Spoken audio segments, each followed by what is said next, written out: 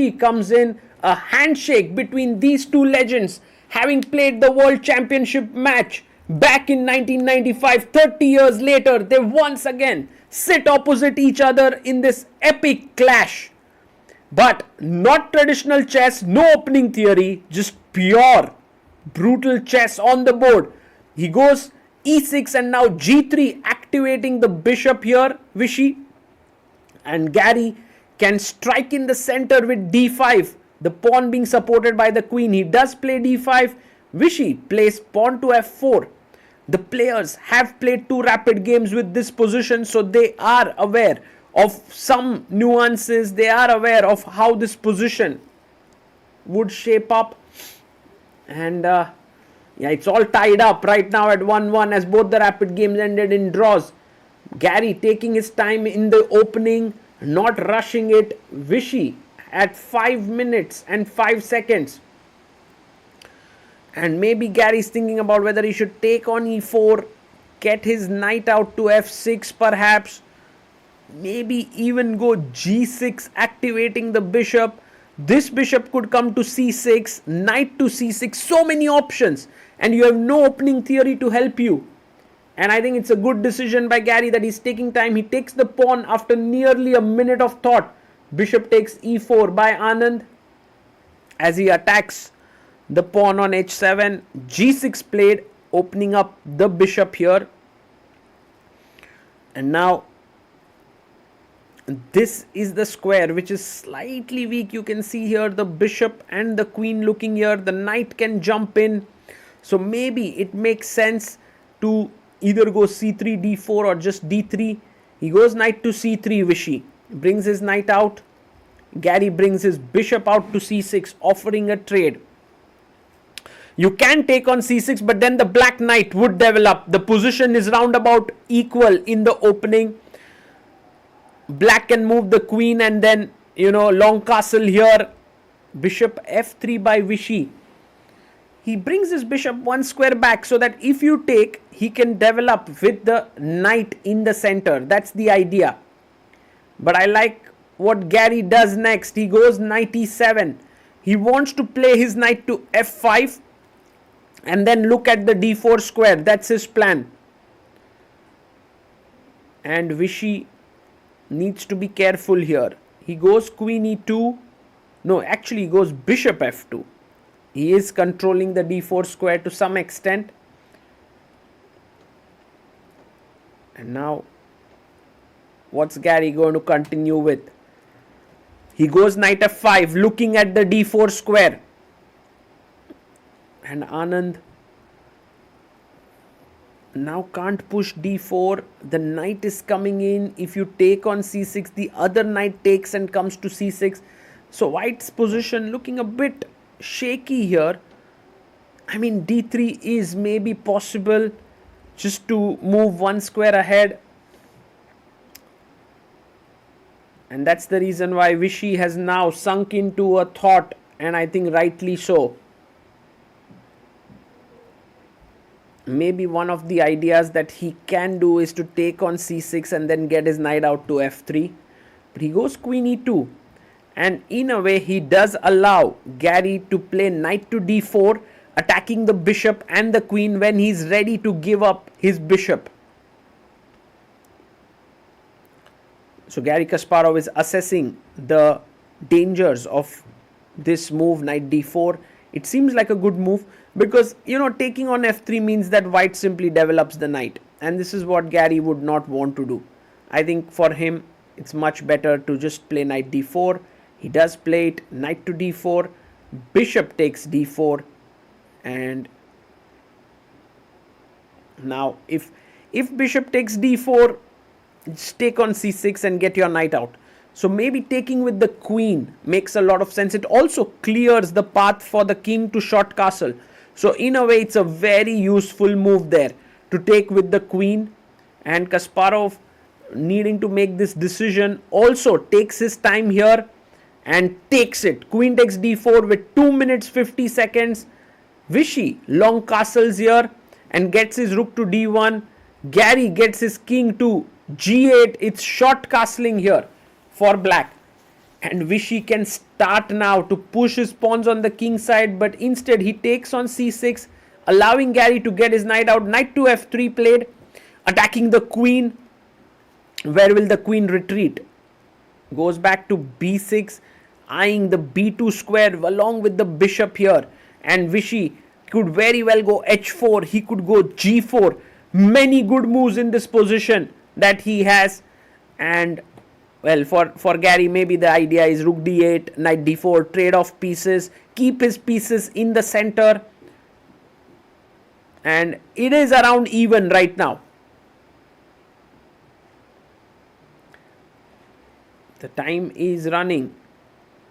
For Vishy, it's knight e5. Not a good move by Anand here, because rook a d8. I wonder what Vishy is thinking here.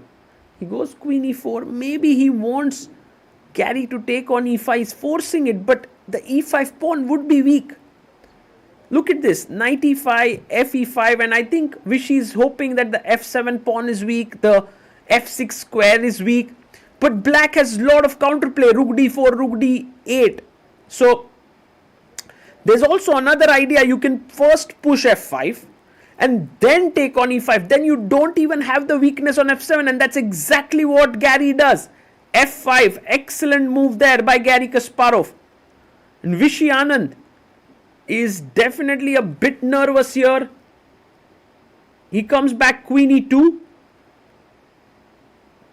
And Anand has 30 seconds lead on the clock. And now Garry can take on e5. But to take with the knight or the bishop, both moves are great. Well, if you take with the bishop, it might be that the king gets a bit weak. He takes with the knight. Now the bishop is a bit passive, but it's not that passive because it can pop out from h6 and put pressure on d2. I love Garry's next move, rook d4. He plays it with such a flourish. He's now stopping the pawn from coming to d4. He's trying to double down the d file, put pressure on d2, bg7, bishop h6 is his idea. And he's also stopped Anand's g4 plans. Vishy goes rook f4, offering a trade of rooks.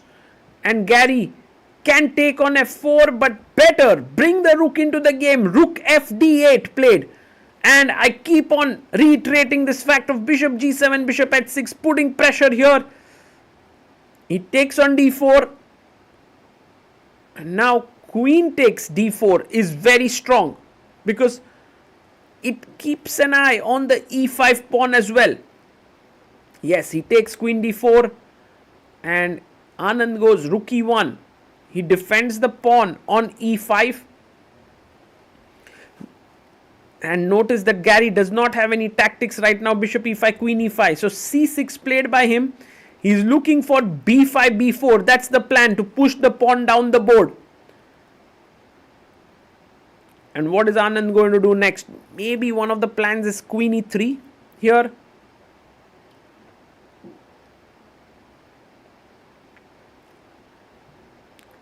To trade the queens.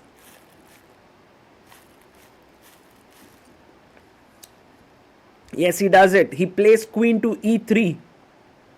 It's a good move. And Garry can trade the queens now. But he can also just ignore it. If you take, I take with the rook. He goes bg7, a good move.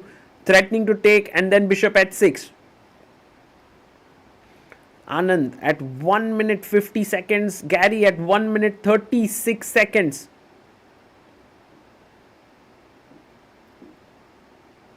And now he takes on d4. Rook takes on d4.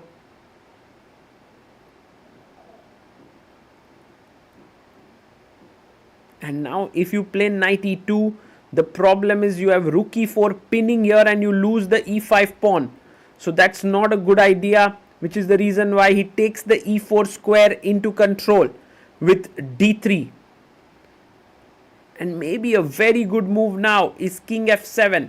There's also rook d7 to just come out of this knight e2 attack followed by d4. So let's say if I go rook d7, now no knight e2 because I take the pawn on e5. That's a subtle move there. Will Garry find this move, rook d7? No, he goes g5.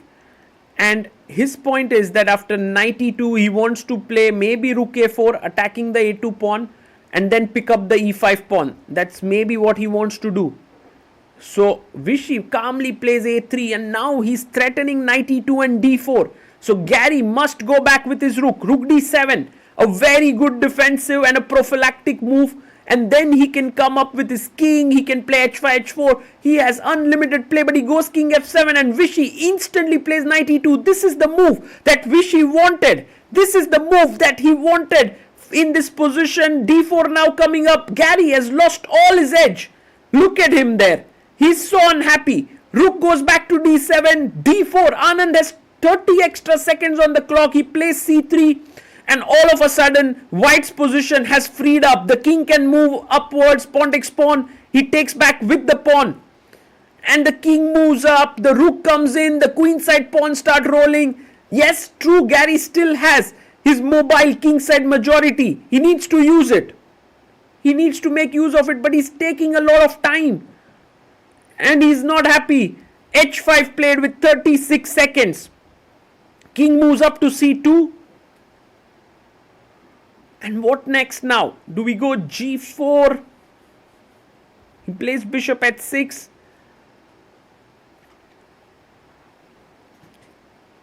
And king to d3.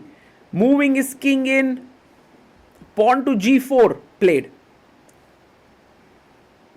And White is doing quite well, but Black has plans. f4, h4, all of these. Vishy starts pushing his queenside pawns. He has 40 extra seconds on the clock. I pretty much think Vishy is feeling that the flow is going his way. Bishop g5, a5, gaining even more space there on the queen side. And Garry must tread carefully. He goes h4. He gains more space. Now Anand, will he try to clarify the situation on the king side with a move like h3? Not really. He goes b4. a6 played here. Rook to b1, threatening to play b5. But maybe Garry has a move like bishop d8 to stop that. Oh, he plays it to defend the attack the a5 pawn. So b5 is not possible. But look at this time. He's down to 13 seconds. Vishy has 1 minute 7 seconds. He goes knight to c3. And he's threatening maybe knight a4, knight c5. Garry goes king g6. Knight goes to a4. And now bishop e7. Knight to c5. He takes. Pawn takes. And pawn to f4. What a move by Garry. He realizes this is the way to get counterplay. Beautiful move by him. And Anand now has to take some calls. Take on h4, take on h4. Should he go king e4, letting his opponent get a protected passer? He takes. Garry instantly plays king f5, king e3, rook g7. He's threatening g3. And for Anand, now a very, very important question. He has 50 seconds. Garry, last few moves have been so quick. He's up to 17 seconds. He's threatening g3, so rook g1 to stop it. Garry waits with rook g8. Vishy goes to b1, rook g7. Are they going to repeat? Rook g1, it's a draw here. And I think both the players could be okay with a draw. But Vishy has slightly extra time on the clock. Does he want to try? Maybe there are these ideas of d5 takes, rook b6 trying to checkmate here on f6. It's a wild idea. He pushes for it. He goes for it. He goes in. Threatening mate in one. Making a loop for the king to g4. King f3 taking it away. Threatening here, only move rook g6. Can Garry find it? He finds it. Rook g6, and for Vishy now, edge g3 is the only move. He also has king g2 to stop this idea, but he mustn't take the rook. That's a losing endgame. He takes it. Oh my goodness. Garry takes back edge g, h3, and this is what is incredible, that even though White has these 3 pawns, look at Garry calculating there. e6. The 2 black pawns are too strong. King g2 and the d pawn, and Vishy resigns. What an endgame that was. Simply incredible. Garry Kasparov scores first blood in this match. What a win. I just want